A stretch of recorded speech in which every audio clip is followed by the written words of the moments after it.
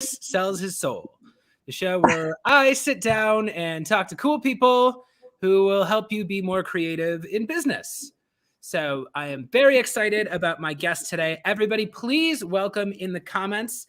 She is the author of the book, Look Me in the Eye, Using Video to Build Relationships with Customers, Partners, and Teams. Give it up for Julie Hansen. Julie, please introduce yourself. Wow, thank you for that lovely introduction and resounding applause. Thank you all. Yes, I'm so happy to be here with you, Chris.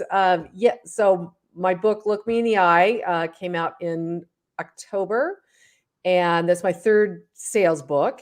It was really came out of this need that I saw when the pandemic struck, when so many people went to video, many saying, I'll never do it, right? Never find me talking to my camera.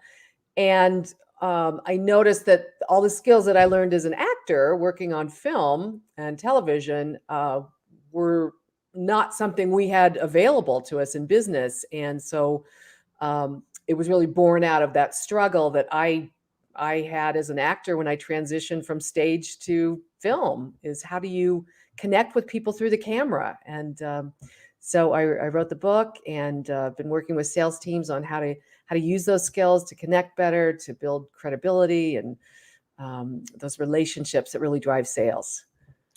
That is fantastic. Well, those are all of my favorite subjects.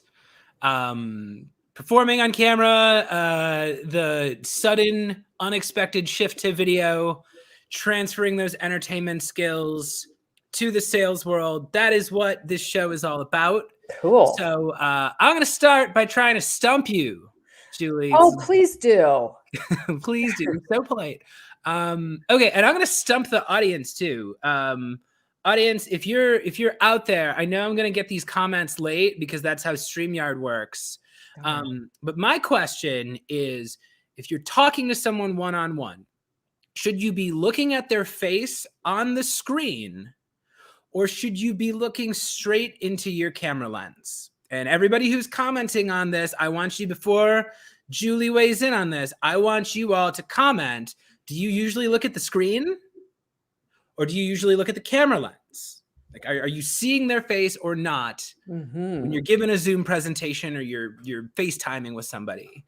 So having set that up, I'm curious to see which comments roll in. And Julie, what do you do? Camera lens or face?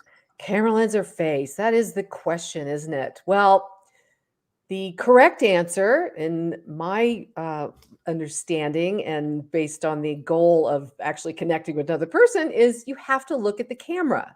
So the camera is really the eyes of your audience, your customer, your manager, your team, whoever you're talking to. So anything else does not feel like eye contact to the recipient. So as much as we are drawn to that face on the screen and we feel so intently that we're connecting because we're looking at them and we're looking in their eyes on the screen, it doesn't feel that way to the other person. And ultimately that's what matters, right? It's is how the other person feels.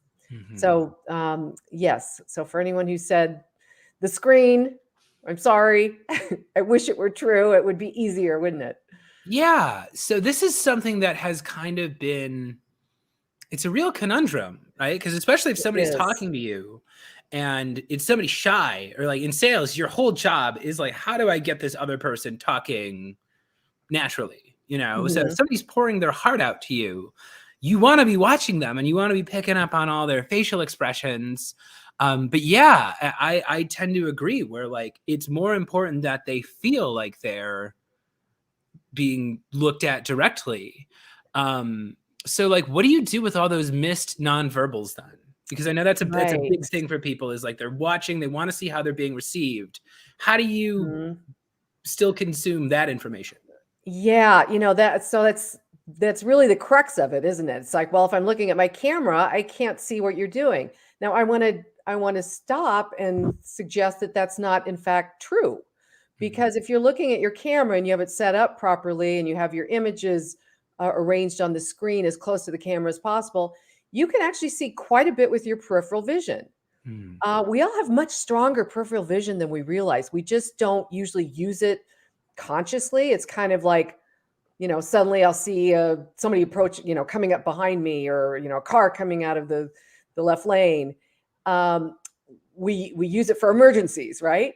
But we can actually call on that and use it more intentionally when we are talking on camera. It's a great skill to really hone and start to leverage, because you can see major movements. In fact, I'll do a test right now. I want everyone to look at your camera, not the screen. Okay, not me on your screen. Look at your camera. And I'm just going to be silent for a minute. And that includes you, Chris. Are you looking at your camera? Okay. Mm-hmm. So I'm going to be silent for about 10 seconds, and I might do some things, and I'm going to ask you what you see. Okay? Ready? Everybody look at their camera.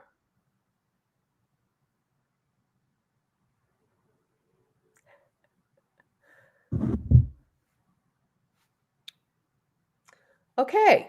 So did anybody see anything while they're looking at their camera? Did they see me do anything? Yes, Ooh, Chris, I did. you have your hand up. Yeah, you did this, and you nodded, and you crossed your arms. Okay. And you did one more, but I can't remember it. And I put my hand to my face. Okay. You saw everything I did. All right.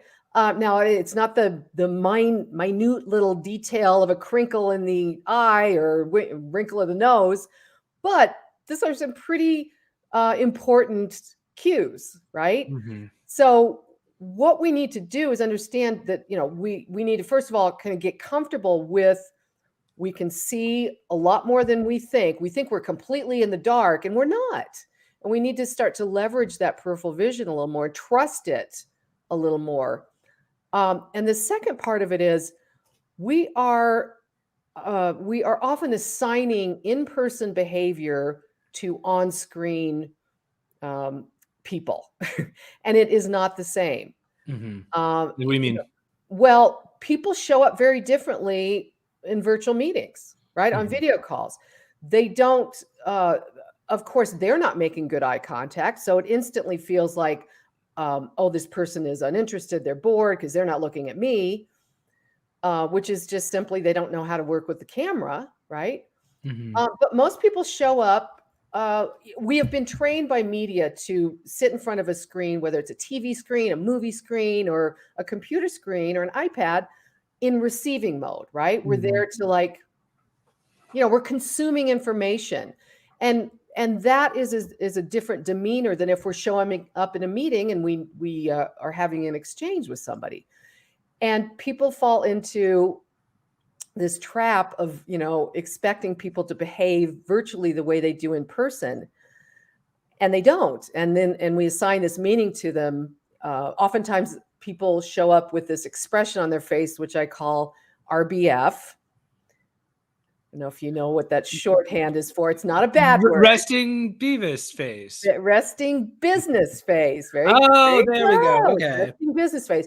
And it's simply, it's people's, however their default expression is when they're just in receiving mode, and it usually looks pretty disinterested, depending on someone's physiology, but it's rarely very attentive and interested. And so if you look at that expression and go, oh my God, they're bored, oftentimes you're misjudging that, because that is not what that means. That's how they show up. And if you react to all those, little cues that mean something different virtually, you're going to rush through your presentation. You're going to over check in, and you're going to misread the situation. Yeah. That's all very interesting stuff. I'm going to ask, this is going to be a stupid question, but it's not a stupid question. I don't believe in stupid questions, but why should we care that our eye contact isn't good? Why is that even something people should work on in the first place? If you got a well-paying job and your job is safe and you go to your Zoom meetings, maybe you don't like them, maybe your camera's not on half the time, why even bother getting better at eye contact? That is actually a great question, because it isn't easy. If it was enough for me to say, Chris, everyone here needs to make better eye contact. They need to look at the camera. You could go out with the best intention and it would still be really hard. And that's why I have a whole chapter on it in the book. And I teach a methodology to do it because it's counterintuitive. There's nothing easy about it. Why we do it is, many, many good reasons.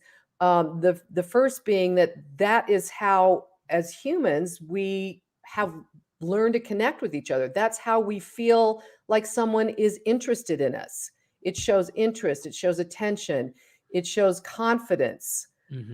We associate direct eye contact with being trustworthy. Like, think about it. When we've learned as little kids, like when little kids are looking away, they're like, no, I didn't do that. I didn't eat the cookies, Right? Or the opposite, when a baby just stares at you when you're at the grocery store and the baby's just staring at you. Right?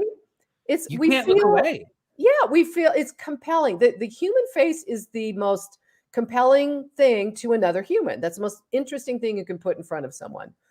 Now, conversely, if we were in person, and this is what's crazy, we often kind of put aside the idea that it's important on video because it's hard, right? Because it doesn't feel natural, even though we've learned to do all kinds of things that didn't feel natural at first, right?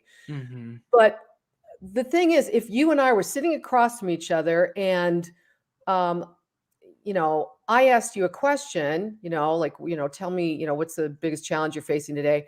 And then you proceeded to answer, and I looked at your shoes the whole time while you were telling me, you might think, geez, Julie, do you care? Are you listening? Or if I pulled out my phone, which is something, if we're looking down on virtually, that's a good, option that somebody may be doing.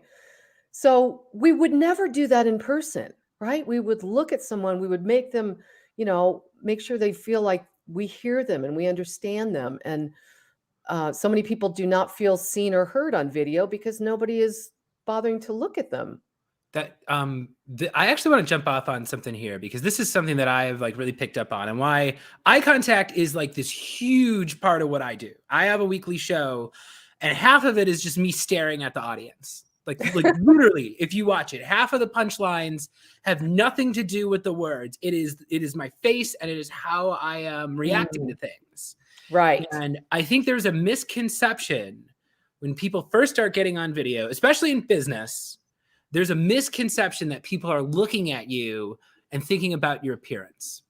And what I found, what they're actually thinking about is they're paying attention to me.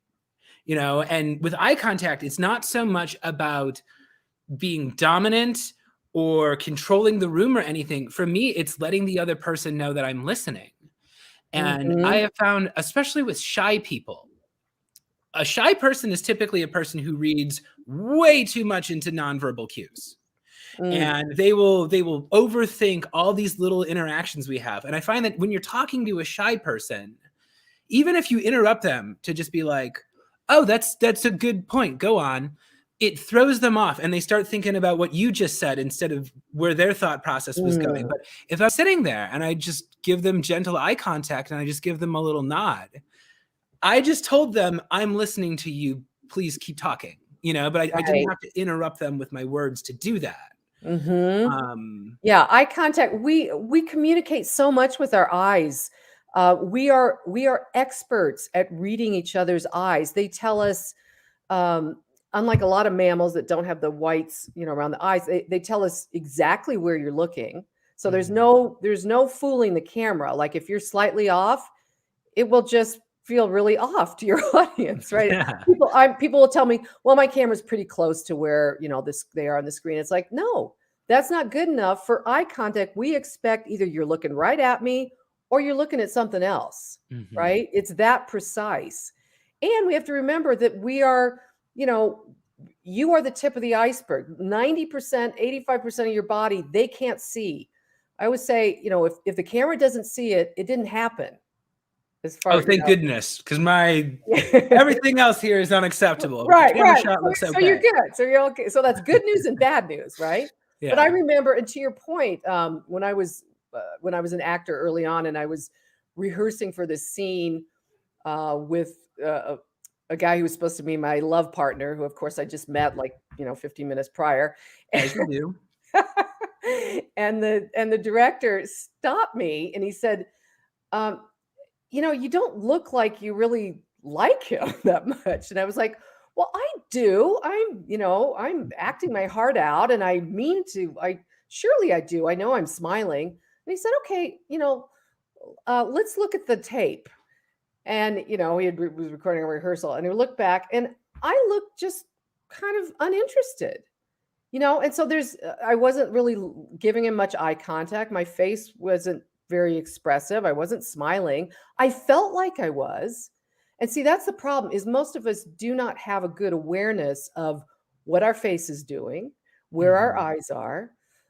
We haven't developed that skill because we haven't had to. In person, it was very natural.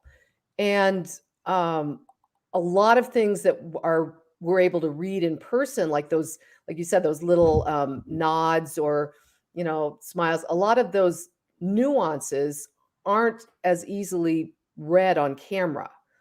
So we almost have to go overboard a little bit to make sure they're being communicated. Yeah. I especially too, I remember I worked in like a bunch of different sales jobs before this, but I remember like I would hear occasionally somebody would say like, oh, I explained this in the presentation, but he just wasn't paying attention. That person wasn't paying attention. And it was the same thing like back when I did comedy and people would be like, oh, this bit is hilarious. This sketch is hilarious. The stupid audience didn't laugh. Right. And it's like, well, you're the performer, so that's kind of your only job is to make sure that the performance lands. And if they're not paying attention, you got to do something to get them to pay attention. And I find like I like working with the element of surprise a lot.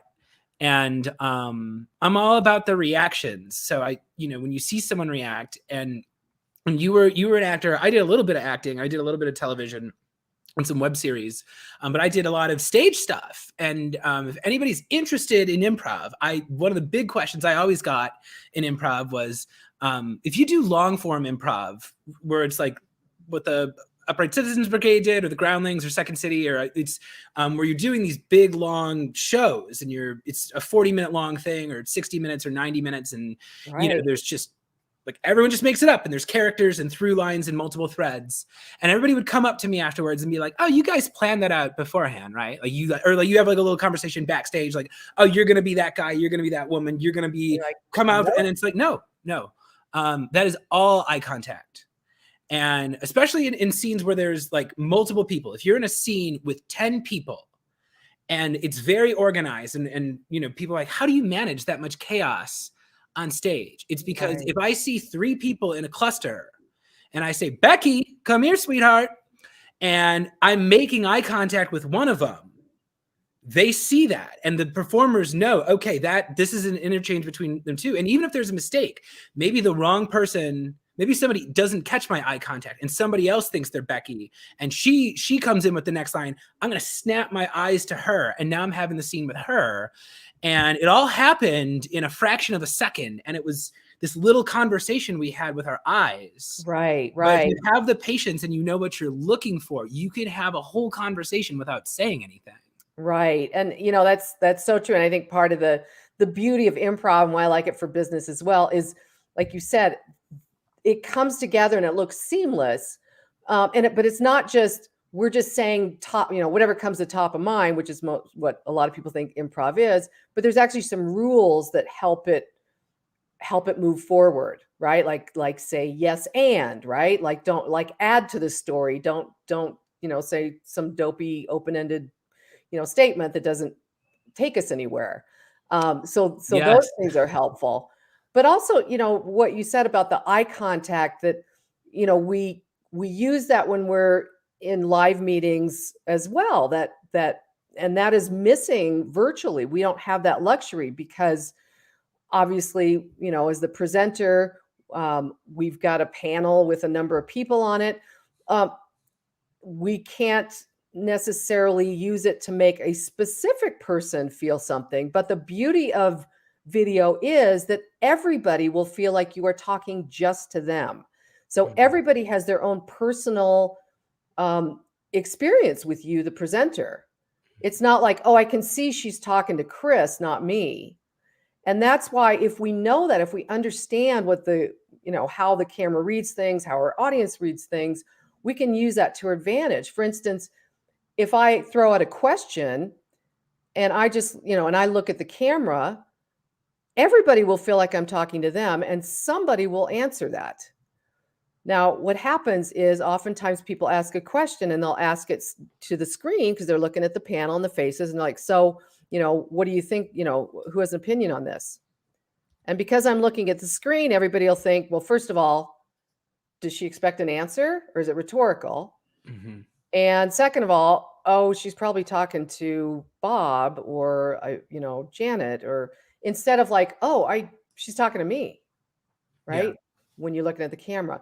So understanding that can help you, as you said, sometimes we, performers blame the audience. A lot of times presenters, salespeople blame our customer, like, oh gosh, they're so passive. They didn't say, they don't engage. I throw out questions. Nobody has, nothing but crickets. It's like, it's really not their job to do that. Right. Right. Well, We sorry. have to, we have to plan that in certain ways that we can make it easier for them to participate, is to make it very clear that we expect an answer by looking at the camera and holding our gaze there. Yeah. Well, and the more I live too, the more it's like, what are you asking them in return? Like, are you asking for too much? And like, I train people in video selling, like Vidyard and Drift and Loom and BombBomb and all these tools that sales teams have. I found that sales teams adopt the platform. They assume just getting on video means that all of a sudden they're going to have these out of this world conversion rate. And then all of a sudden you realize like, oh, this is a completely different thing that I need to learn how to do. And no one's good at it like the instant you start doing it. And like, even when I was building my business, I was like, okay, I'll get on camera. I'll be super interesting for 30 seconds. And then I'll drop my calendar invite in there. And of course, everyone is going to sign up to talk to me. Yes. And it didn't really work that way, it takes persistence. And what I found that you can do on video is, one, you can disrupt a pattern, right? You can get someone to listen to you. But it's good for introducing an idea. And I found that especially if you're dealing in sales, everybody says, oh, you got to be a storyteller and you got to be an educator. You have to educate them. And I'm like, well, it's very hard for people to accept education at the same time as you're giving them a sales pitch. Right. And I found that like there is value in sending them to prospects. Most of my video, like, it does not all go to cold prospects. A lot of it goes to people I know. A lot of them go to people who are in the pipeline. I send videos to people who like, they want quotes from me. There are all these important stages in a business relationship that aren't just getting a person's attention, and video helps them, in all cases. And I tell people anything you'd rather have on the phone. There's a reason why sales reps exist and why they want to get you in a conversation. All those moments where you'd rather tell them in person or you'd rather tell them on Zoom, if you can't get them in a room, video is the next best thing. Get 30 seconds of you making that case to them and then see if they respond and then make your sales pitch. Yeah, I mean, absolutely. And I mean, you said a couple of things in there that I think are really important. And first of all is, that idea of like disrupting someone and oh, I'm on video now, everybody should pay attention. Well, those days have passed, right? I mean, it used to be the early adopters, it was unique and out of the norm. But as more and more people have jumped on the bandwagon, you have to, the bar is raised, right? So we have to understand that the novelty is worn off. So you have to not just, it's not enough just to turn your camera on and to expect you're going to be good at it. Actors aren't born knowing how to do this. It's, you're not born knowing how to, talk to the camera like that's your scene partner and you're madly in love with them, or you're, excited about some adventure you're going to go on. Especially not stage actors. That No, acting no, for a big in-person crowd is a very different thing than acting for a It camera. is. It's very much like going, for me, it was very much like going from being a live salesperson to virtual. And so it's very, very similar. The only thing is that actors actually take classes to learn how to communicate on camera. And somehow we decided that as business, we can skip that stage. Why, I do not know, because thus we see, all these terrible and boring virtual calls or videos going out. We see customers turning their camera off because they want to have the ability to tune out because they know it's not going to be very interesting, right? So great for us. That's great for us. Yeah. Business schools don't teach this, so we do, Right, right. And so it's, I mean, it's important, as you said, to use video to disrupt people, but part of that is what I find when I'm working with people who are on video, or I watch videos that people send me. They often they spend the first, I would say, at least 30 seconds sort of warming up in the video, right? They're kind of getting, comfortable, and then they get to the interesting stuff, or their personality comes out, and that's just too long, right? It's like an actor. Once that camera light is on, you have to already be in character. You have to be warmed up. You have to be at that right energy level. You don't have the luxury of warming up on your audience, because you start in the middle. Yeah, start in the middle. Yeah, which is a great improv rule, right? Start in the middle of the story. Start in the middle of your energy level, which means you have to kind of create, what we call acting, like the moment before. Like the moment before you're talking to this person, it's all like you're already in a conversation. You're already engaged. You're already excited about this. So when that camera goes on, it's the continuation of a really exciting conversation.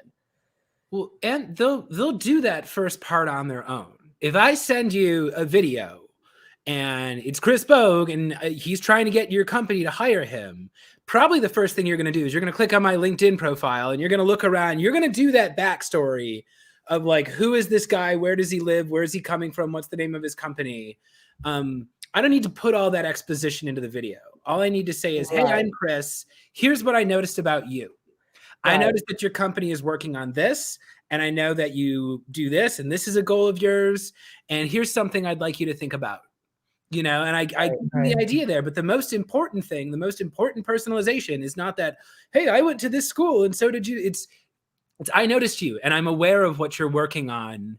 And I just cut right to that. And that's another thing. You cut to the chase. It's the same. We for a long time in regular sales presentations, we had to do the introductory, here's who we are. It's like, if they don't know who you are by the time you walked into their conference room, that's a mistake, right? Something fell through the cracks. Or these people, how they get in here? Like, that doesn't happen. And so it's really just for our comfort that we go through that, to kind of ease ourselves into the conversation. So it's not comfortable to start in the middle. It's not comfortable to go, hey, Chris, I'm so excited to have you here today. Here's what I noticed, XYZ, both being at that high energy level and starting in the middle of that content, the middle of the story. Yeah, well, it's just like, I mean, that was the thing I always learned in, the improv thing. It's like the dropping one word makes you just seem like you know what you're talking about. And I'll see people get very upset because they're like, people are such idiots. There's so much great information out there and nobody even Googles anything. And I'm like, that's great. Are you in a meeting where you are in over your head and that other person is like, this is a big target VIP for you? Maybe they did forget to Google you. Maybe they don't know anything about you, but if they get 60 seconds of you and you look smart and you sound cool and you're saying relevant things confidently, they'll be like, wow, this person seems pretty smart. Maybe I should, maybe I should check out their stuff. Got to do it on the back end. Yeah. Yeah. And it's like, they can't. And this is the thing I love about video. Whereas like, I used to be self-conscious because I would go into a meeting and I would look at the shoes, right? You'd see the guy up there, the sales VIP, the VP of whatever, and he's just got these shoes that are just immaculate, just these beautiful Italian shoes, and they're pointed and they're shiny and they're polished. And I'd go, I bought my shoes at Target. you know, like, I don't know, they Darn. must be looking at me. And they can notice all these things. They can see you there slouching, and they can see you there checking your phone and looking at the clock and all this stuff. And then we got on video, and I'm like, if I give them a 100% polished, attentive, funny, insightful, useful performance, that may be 100% of what they know about me. And that's great. Now all this other stuff that I don't want them to focus on, I just don't have to bring it up. Right, right. Well, and that's true. And that there's some pros and cons to that, right? Because suddenly, instead of what we used to communicate with our entire body and our physical presence and energy, it now has to be all packed into this, this space here. So if you're not using this space, I would say if your face has nothing to say, why are you on camera, right? It could be a phone call, because that's what I see. I don't just see resting business face on customers. I see it on salespeople. I have a lot of salespeople that are like, well, this is going to save you $1 million. It's like, I'm sorry, is that good news or bad news? Because if I just looked at your face, I would have no idea, right? They don't believe you. I don't believe, it's like you can tell when someone doesn't actually have the conviction of what they're saying. Right. I mean, there's a lot of reasons for that. It's like, I'm uncomfortable saying this. I don't know if it's really true. It sounds braggy. There's all kinds of internal reasons. So you have to sort those out before you get on camera, because the camera is really a lie detector. And if you are uncomfortable with what you're saying, there's some incongruency, it will read to your audience, and they won't know why it's, something's off, but like I said, we know how to read faces. And so they'll be like, I don't, she said the right things, but I don't know. I just don't feel like I could trust that this is going to happen. Yeah, well, and we just got a question in the comments here. Somebody asked about my improv background. I feel this relates to what you're saying too. And one thing that I'm noticing is, like, I was a stage comedy guy, and comedy on video is different. But the face not lying is a part of that. So Clamp here asked in the comments, Chris, can you tell us more about your improv background? So I spent 10 years doing improv and sketch in Chicago. I was trained at Chicago Second City. I also did weekly shows at Comedy Sports in Chicago. They were like half sketch, half improvised. And I was always like the support player. I was very much a reactor. When I was in high school, I did Arsenic and Old Lace, that old movie. I was the Cary Grant part. And he's this very like kind of very reactive. And right. Even thinking about the movie like Beethoven, the big slobbery dog, it's like anybody could point a camera at a Saint Bernard, but it's Charles Grodin as the dad going, out, out, out. Like that's what people are laughing at. And I found that when I'm frustrated, if I give them frustration, or I give them confusion, or I give them awkwardness, those all read very, very specifically on the camera, because the camera can pick up these little movements of the eyes and the mouth. Right, right. So with my characters, whenever I'm doing sketch comedy, is all just me playing a different emotion. And this is something. He just asked, was Comedy Sports? Yeah, it's just like it's like whose line is it anyway kind of stuff. Yeah, but when you quickly have to pick up a character, you just pick a different version of yourself, a more educational version of yourself, or a more annoyed version of yourself, or a more confused version of yourself, and just stay in that energy and give that energy to the camera with your eyes and your face, and it's like a completely different person. Right, right. Well, and that's in acting, we call that going over the top, right? And a lot of times, because most people are not used to being very expressive with their face. Most people in business, we've settled into this, I need to present very nicely and politely, and nothing's too exciting, nothing's too bad, and all that is just plain boring, right? So it's against our nature from, we've just been trained that way. I don't know when it started, but it's hung in there pretty well. So to be able to be more expressive, we have to first of all internally be excited about what we're saying, and then we also have to loosen up those expressive muscles. Like, we're not used to using them in business, right? It's like, I would say in your presentation, in your meeting, like, look for things to be happy about. Look for things to smile about. Nobody smiles on video. in virtual sales calls, right? It's like the most underused expression. And surely there's something to be happy about, right? Uh-huh. And sharing those emotions is how you connect and how you give context to what you're saying, right? And so if we don't do that, then we might as well just phone it in. Well, you know who is doing that is Gen Z. I am very interested in TikTok, and I think a lot of what's happening on TikTok is it's almost like silent film. Like if you watch what young people or what everybody is doing on TikTok, it has this very variety show kind of feel to it. And oftentimes it is people who are lip syncing to like a scene in a movie or something, or maybe it's just music and they kind of turn their lives into a music video for 30 seconds. But oftentimes it is silent, and it is these very big physical expressions or these very cartoonish kind of interactions, or it's a curve of the lips and like a come hither smile in like a thirst trap kind of picture. But I think it's very interesting now that it's like the technology has gotten so sophisticated that we're almost just kind of moving back. And it almost feels to me like we're kind of re-entering this bygone time where it's like people can just kind of walk up to each other and virtually shake hands, and anybody can kind of talk to anybody, and all these kind of barriers have come down.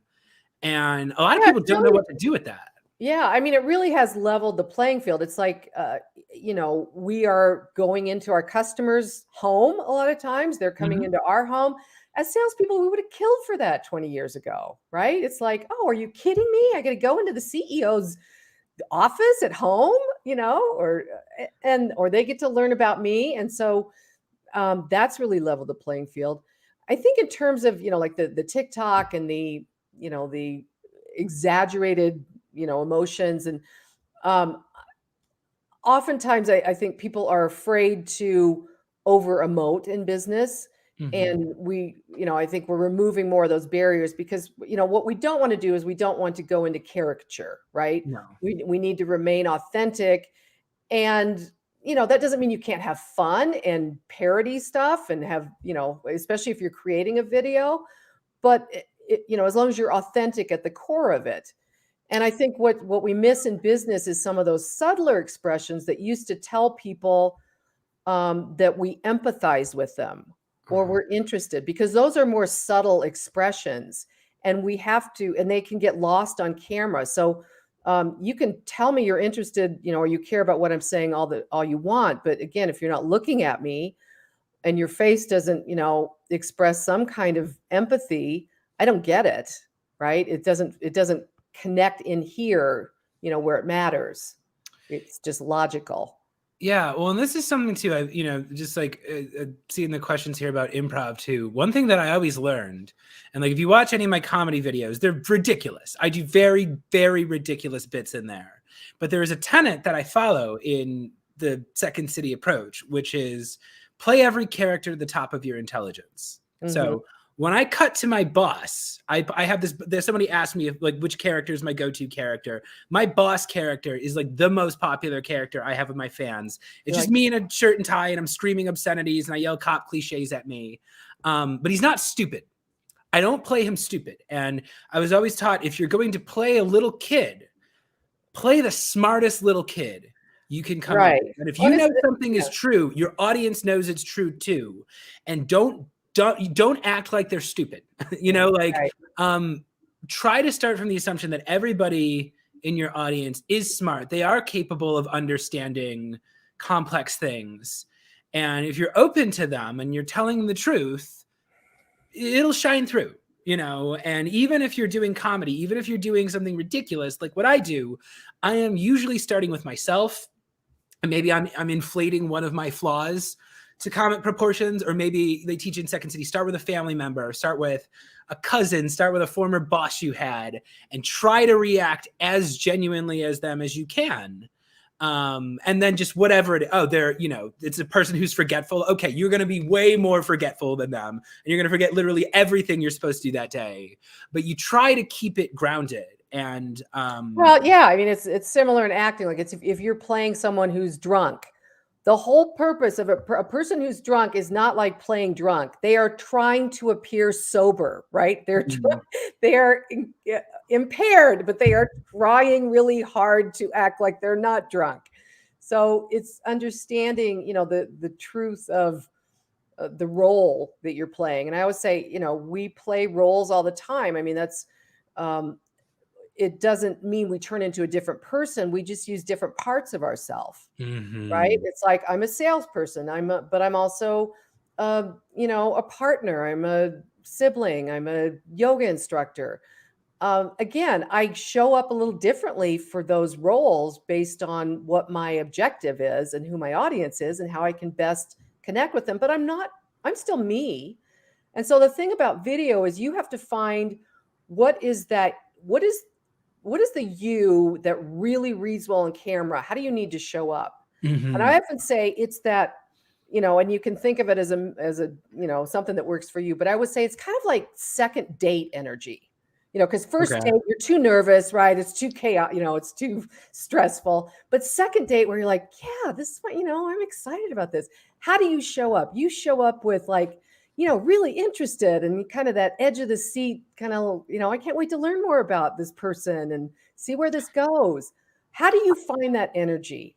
And that's what I loved about acting and improv too, is we don't expect that we're just going to be able to turn that on. Like, I don't know why we got this idea in business. We can just turn on this, turn the camera on and be brilliant. That's not how it works for anybody. Maybe a handful of people, but you have to, if you can warm up and think about, how can I get in that state that really, helps me connect at my best energy level. Well, something that helped me, somebody taught me one time, and I anytime I'm training somebody, whether I'm training them on stage or I'm training them in business, I tell them, remember, the audience is on your side. Right. If you are on stage and you have an audience there, they bought a ticket and they literally put it on their calendar. I am planning to have fun tonight. Right. They're and not going, you just show up acting like it's fun. Not right. What was that? They don't show up going, well, let's just see what this guy's got. No, they so want to buy into it. And I tell people it is the same thing for your demo. Right. If you send a calendar invite and you work it out and that person shows up to your sales presentation, it's because they are yearning for it to be good.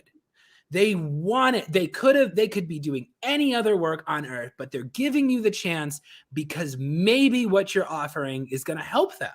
Right. And when you remember that and you just go, okay, so I'm the performer, there's the audience, we're on the same team.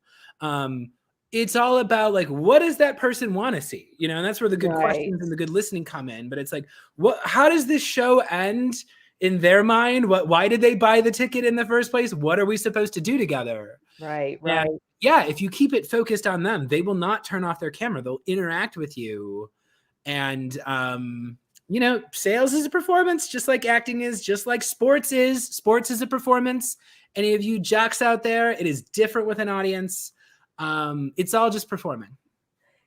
It is, but performance is, again, it's like using the best parts of yourself. When actors are all about, using themselves and melding themselves with the role, not turning into an entirely different person. Like, you could see, you think of characters like, Johnny Depp as Captain Jack Sparrow. Like a number of actors could play that role and it would be totally different, right? Mm-hmm. Because he's made it his own. And he even said, Johnny Depp said, acting is, it's not about lying. It's about being yourself. Otherwise it's just lying. It's about being yourself in the role. So it's kind of a balance between, finding what part of you is really appropriate for that particular engagement and how to, really magnify those things that will engage your audience. Yeah. Show up as the most compelling version of yourself and tell the truth. That's right. And make it interesting, right? You give them a little, I'm from Chicago, so as they say, I give them the old razzle dazzle. because that's what Right. we're all about. If you've ever seen the movie Chicago. Yep. Love that movie. Yeah, awesome. Well, that is our time. So I'm going to give you one more chance. If anybody joined us late here, Julie, could you tell us once again where we can find you online if anybody's interested in your masterclass or anybody wants to buy your book? Sure. So you can go to my website at Julie Hansen, HANSEN.live, and or you can get the book on Amazon, Look Me in the Eye. And I've got tons of blog articles and videos on all the tips to connect on camera, and you can help yourself to those, see if I answer any question, or reach out and I'll answer your question directly if we didn't get to it. Excellent. Julie Hansen, thank you so much for joining the show today. Oh, thank you, Chris. We could have gone on and on, but I'm sure people got stuff to do. So I know, yeah, but this has been super fun. I love talking to people who are passionate about the craft, and just anybody who helps make getting on video a little bit simpler for the people who are nervous. Thank you, Julie. Yeah, thank you. And stick with it. Chris has got some great stuff too, I know, available. And but ChristopherBogue.com. You don't have to do this alone, right? No, everybody, it is all the best actors, they have a director, they have coaches. All the best athletes have coaches. It is much easier to get started on video if you have an audience, or you have a scene partner, or you have someone to help you. It becomes less scary. So talk to Julie, talk to me, talk to anybody who's out there in this space. There are less of us than there are of you. There are more people who don't know how to get on camera than there are people training people to get on camera. So That's lucky for us. sure. All right. Take care. All right. Thanks, everybody.